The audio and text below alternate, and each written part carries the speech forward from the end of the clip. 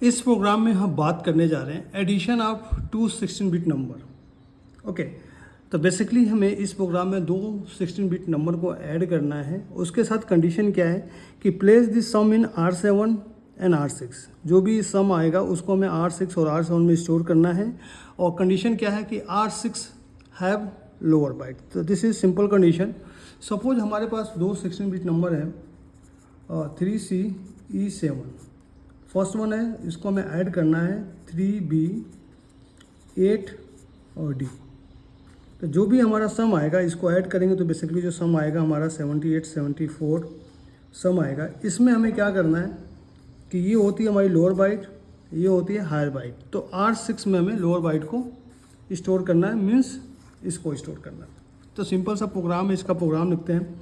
सबसे पहले हम कैरी फ्लैग को जीरो करते हैं, तो CLR-C इस तरह से हमारा होगा, कैरी फ्लैग जीरो हो जाएगा। क्योंकि जब 16 बिट नंबर ऐड करेंगे तो कहीं ना कहीं हमारी कैरी जनरेट होती है। क्योंकि अगर इसी की हम बात करें तो यहीं भी हमारी ये कैरी फ्लैग जनरेट हो जाएगी।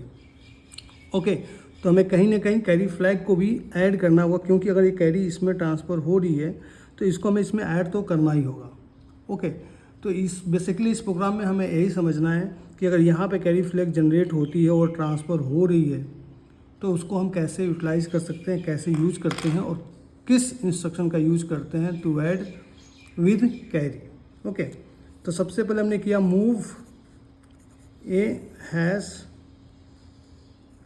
E7H, मीन्स इस डेटा की बात कर रहे हैं। तो हमारा एक्यूमुलेटर में आ गया, इसके बाद E7H। ओके, ये हमारा लोअर बाइट है, मैं इसकी बात कर रहा हूँ। ओके, हमने लिखा ऐड A#8DH, मीन्स यहाँ पे हमने क्या किया E7 + 8DH। सबसे पहले हमने लोअर बाइट को ऐड किया, लोअर बाइट। ये जो हमारा नंबर है तो ये हमारा हो गया लोअर बाइट, ये हो गया हायर बाइट। तो सबसे पहले हमने क्या किया, लोअर बाइट को ऐड किया। तो यहाँ पे हमारा लोअर बाइट का एडिशन हो चुका है। हमने किया मूव, लोअर बाइट को इसमें स्टोर करना है R6A। इसके बाद जो भी इसका एडिशन आया लोअर बाइट का वो R6 में हमने स्टोर कर दिया है। अब बात करते हैं addition of higher bite 3C + 3B। अगर यहाँ पे कोई क्वेरी जनरेट हुई तो उसको भी ऐड करना है। इसके लिए again same process, move A,#3CH। Okay, ये हो गया हायर बाइट। ऐड करेंगे तो यहाँ पे लिखेंगे हमने ऐड A#3B, जो ये नंबर था हमारा, इसको ऐड करेंगे। ये भी हमारा हाई बाइट हो गया।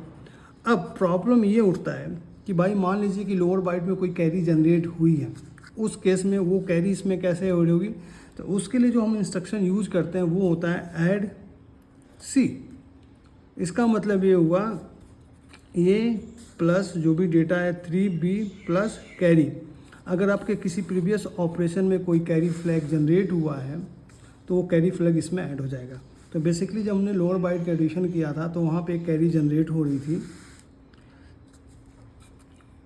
तो उस कैरी को ऐड करने के लिए हमने यूज़ किया ऐड C। तो इसका मतलब होगा एक्यूमुलेटर का डेटा प्लस 3B प्लस जो भी कैरी की वैल्यू होगी 1 हो सकती है, 0 हो सकती है, वो भी इसमें ऐड हो जाएगा। तो ऐड C के बाद एडिशन हो गया। Then we have to store output in R7। तो this is simple program to add two 16 bit number.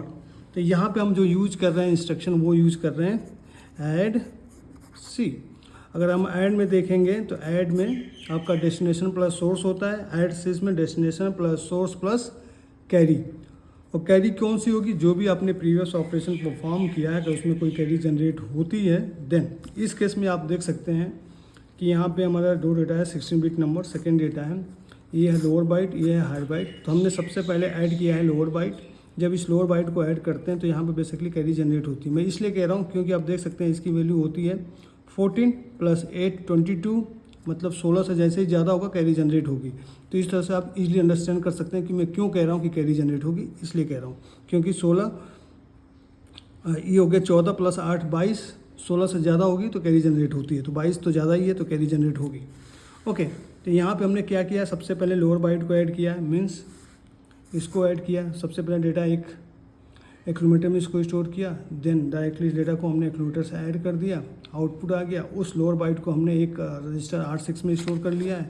Then ऐसे ही मैं हायर बाइट को ऐड कर रहा हूँ plus carry of lower byte. तो इस तरह से आप सिंपल प्रोग्राम लिख सकते हैं 2 16 बिट नंबर को ऐड करने के लिए इन micro controller. So thank you for watching this, thank you.